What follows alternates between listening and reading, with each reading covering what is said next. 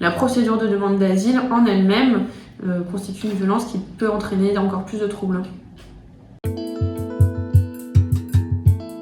Chez les demandeurs d'asile, de par leur parcours migratoire, les violences qu'ils ont pu subir dans leur pays d'origine, la violence du voyage, la violence qu'ils reçoivent également à l'arrivée dans notre pays. On n'est pas le seul pays concerné, mais c'est vrai que l'accueil des demandeurs d'asile en France est vraiment très difficile à vivre pour ces personnes qui cherchent une protection.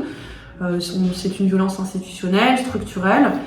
Ça a des conséquences aussi sur leur santé mentale et leur état psychique. Et donc, on a des études qui montrent que les personnes qui souffriraient de psychotraumatisme seraient entre 80 et 90% chez ce public-là. Et là, le problème, c'est que il y a beaucoup d'interlocuteurs différents et que en fait, on s'abrite souvent derrière un mur. Oui. C'est-à-dire que c'est pas nous. En fait, il y a déjà une décision qui a été prise, donc je suis pas responsable. Moi, je peux pas vous renseigner. Allez voir là-bas ou allez voir là-bas. Et le système a fait que de toute façon, la situation est complètement verrouillée pour ces personnes. Donc, on a des personnes qui gagnaient leur vie, qui travaillaient, qui pouvaient nourrir leur famille avant de partir, et qui arrivent ici et qui n'ont plus le droit de travailler, en fait.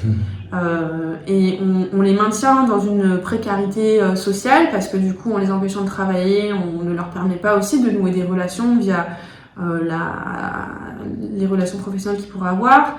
On ne leur permet pas aussi de faire d'autres activités forcément par ailleurs. C'est très compliqué d'apprendre le français. Donc on fait en sorte qu'elles s'intègrent le moins possible pour justement ensuite justifier que de toute façon il n'y a pas de lien avec notre territoire, même si la procédure aura duré 2 ans, 3 ans, 4 ans, 5 ans. Et donc c'est vrai que c'est très très compliqué à vivre. Et, imaginez, du jour au lendemain, vous devez partir de chez vous, vous vous retrouvez sans rien, dans un pays dont vous n'avez ni les codes, ni la compréhension de la langue, et avec un système complètement différent au niveau judiciaire, forcément on est perdu en fait. Et puis on les place dans une situation où ils ne sont plus maîtres de leur vie. Ils peuvent pas prendre de décisions eux-mêmes parce qu'ils n'ont pas les tenants, les aboutissants et ils ne maîtrisent absolument rien. Et on les maintient dans cette situation pendant tout le temps de la procédure.